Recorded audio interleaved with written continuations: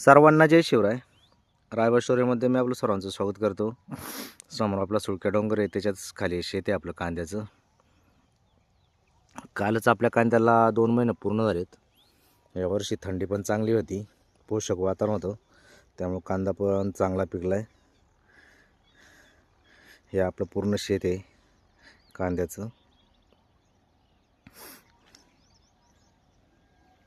वातावरण चांगलं असलं की माल पण चांगला येतो, त्यामुळे आपला कांदा सगळा हिरवागार आहे. कसल्या प्रकारचा करपा वगैरे याला झाला नाही. योग्य नियोजन, खतांची योग्य टाकणी, फवारणी ह्या सगळ्या गोष्टी झाल्यात आणि अशा प्रकारे आपला कांदा बसला आहे.